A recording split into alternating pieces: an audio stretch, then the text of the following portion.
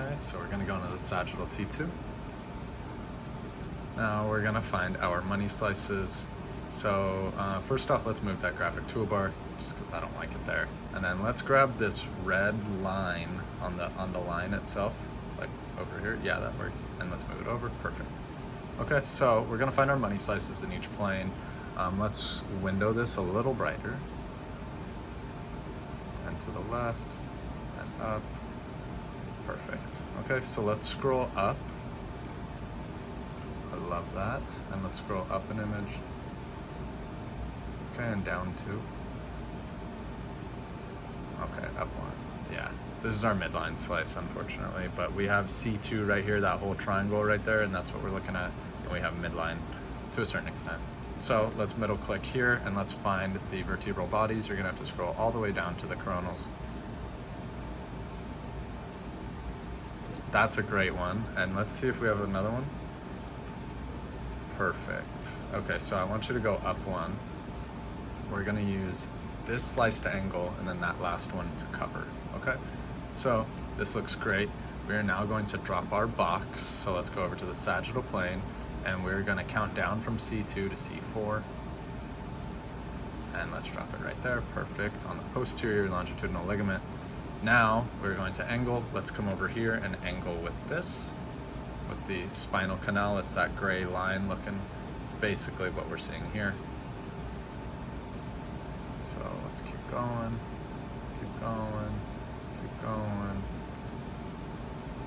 Perfect. Okay. Maybe a little bit more. Yeah, he does have a little bit less than that. Yeah, right there.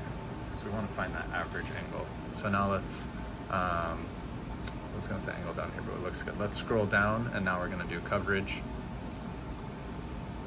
And the bodies are right there. A little hard to see with all the slices, but I don't even think we need this many slices. We can type in right there, 15,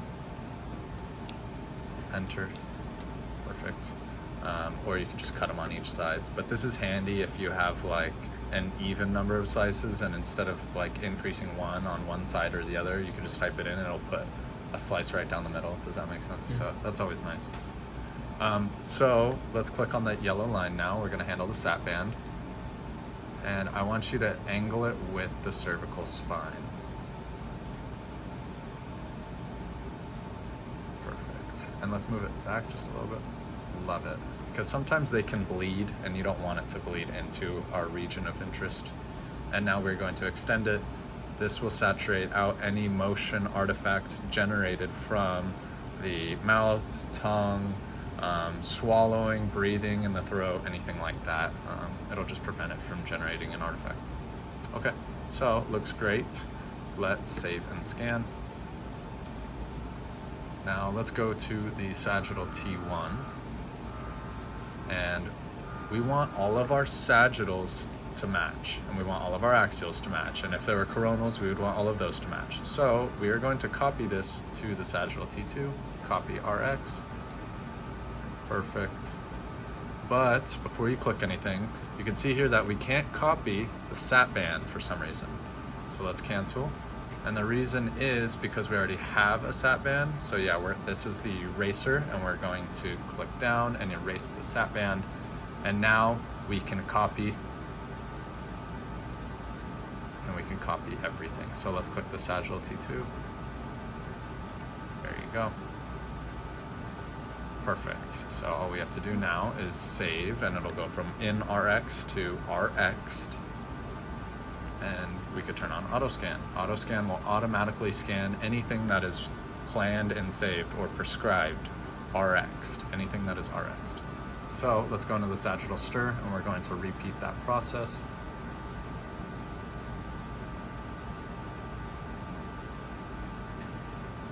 So let's delete that sat band, so we have to cancel. Perfect. Either one, they're identical. And copy sat. Perfect.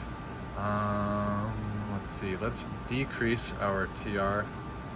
Actually, no, that's good. Let's leave it at 5,500 because it's a stir. All right, we're gonna save that. Now we have a little bit of time to kill, so we're gonna go into the axial. And we're just gonna kind of hang out for a bit. So let's find our money slice here. Perfect. And we have a minute to kill until we get our first sagittal to come up here, our sagittal T2. So let's bring up the viewer, that middle button. Perfect. So up here we have our exams. So I want you to click up arrow, make sure that we're not missing any. Okay, perfect. So we're gonna click on the top one. And so go back over here, just real quick. Now, when you click on that down here, you could see all of our images, okay? So let's click there. Let's click on the test tab. All of our sequences would pop up here, but we don't have anything yet. And we'll click the TV. And we'll revisit this in a minute, okay? After we plan our axial. So let's click on test again. This is just the 3-plane localizer, but I wanted to set it up ahead of time. Okay, so in 10 seconds, you'll get your new sagittal, and I want you to bring it up in the sagittal plane. Okay, so let's highlight the sagittal plane without dropping our slices, and let's select series, and bring up the sagittal T2 that just finished. Now we can window that down and to the right very slightly. Perfect. Okay, so now we're planning an axial. Normally I would tell you find your money slices, which you already have, and then drop your box in whatever angle we're planning. But this is a little different. If you were to drop it here, the slice stack could be like way up here or way down here, depending on where this slice is in the cervical spine, okay? So what I'm gonna have you do instead is we're gonna drop it right where we dropped our sagittal slices, so on the back of the C4 body. Vertebral body. Perfect. And now what we're going to do is I want you to angle or rotate your FOV with the spinous process, which is a little difficult to see. So let's just rotate it to the right a little bit. Other way. A little bit more. Perfect. Okay. Now we're going to move on to step 3. Let's angle here.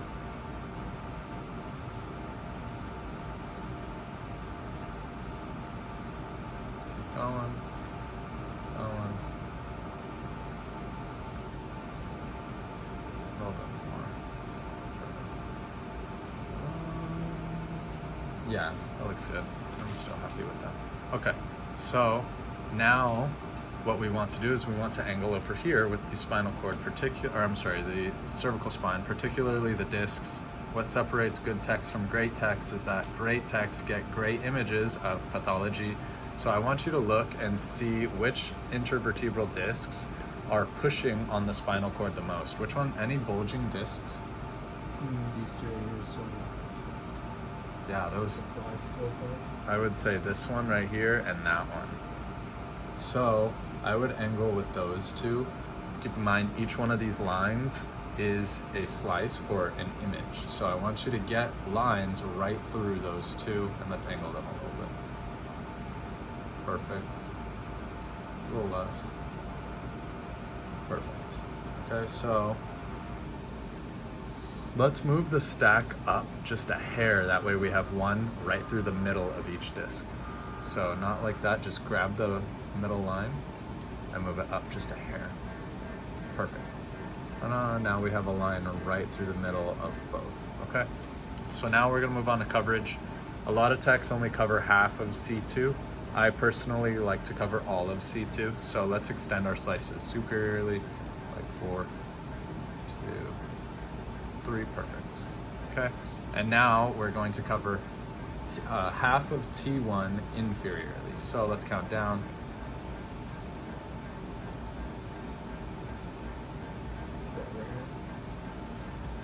Yeah. So yeah, 2, C2, 3, 4, 5, 6, 7, T1. Perfect. Looks great. We're going to optimize our TR.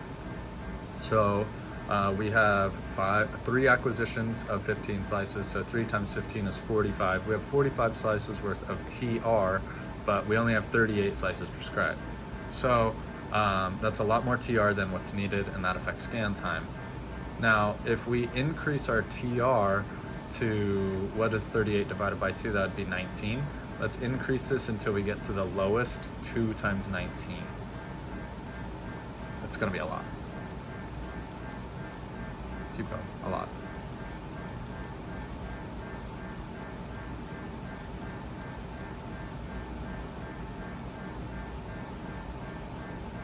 And the reason why we could get away with this is because it's a T2. T2 has a TR range of 2,000 to 8,000. Some people even say 2 to 10,000. So that's why we could get away with that. So that looks good. We just saved almost like probably half a minute. Let's save that. I'll RX it. And these two are linked. This is a little chain link. So whatever we do to axial T2, this one will basically copy it. So let's go into that gradient echo, the last sequence. We're just gonna optimize the TR. So again, we have 2 times 32 is 64. We have 64 slices worth of TR, and we only need 38. So let's increase it until we get to 1 times 38. Okay, we'll take 1 times 39. A lot better. Cuts the time in half. Okay, so now let's go back to that viewer tab on the right here. Perfect. So now we have our sequences. Let's click on that sagittal T2 and click view. All right, so now you're gonna click here, and I'm gonna show you a little bit of anatomy. Let's window it up just a little bit. Keep going. Perfect. Okay, so here we could see a couple things. We could see the zygopophyseal joints, or the facet joints of the transverse processes. You have the superior articular process and the inferior articular processes of 2 different vertebrae. Okay, and together they form the zygopophyseal joint. So let's scroll medial towards midline. So you're gonna do that by clicking page down. Okay, again, you can see those zygopophyseal joints. Keep going. Looks like right here, looks like the ring of Atlas. Go back one. I believe right here is the occipital condyle, and this right here is the ring of Atlas. So together it forms the atlanto-occipital joint. And right here would looks like it could potentially be C2 forming the atlanto-axial joint. Keep in mind the ring of Atlas is C1 and axis is C2. So let's keep going. Let's see. So right there you can see that atlanto-occipital joint. Keep going. Keep going. So there's the posterior arch and the anterior arch of Atlas. Keep going. Keep going. And now we could see all of C2. We're at midline. We could see the spinal cord perfectly. We have the posterior arch of the ring of Atlas and the anterior arch of the ring of Atlas. Now this is C2. This extended superior portion at this midline structure is called the odontoid process, or the dens. Now it articulates with the anterior arch of Atlas at what is called the median atlanto-axial joint. So those other ones we were looking at, you have those bilaterally. Now this one is in the middle, so this is the median atlanto-axial joint. These are the discs right here. You could see this black line are the vertebral end plates. That's like the top and the bottom of each vertebrae. That's what provides nutrients for your discs. Now within the discs, let's see if we can find a good one. In here you could see like a very light gray right in the middle of the disc and a slightly darker gray on the outside of the disc. The lighter gray on the inside is the jelly-like substance, the nucleus pulposus, and the outer darker gray is the layered tough protective layer of the disc known as the annulus fibrosus. So you also have these longitudinal ligaments. You have anterior longitudinal ligament on the anterior aspect of your vertebrae. For your vertebral column, it connects all of the bodies and discs together. Now on the posterior aspect of the vertebral bodies, you have the posterior longitudinal ligament coursing up this way. Now this only connects to the discs.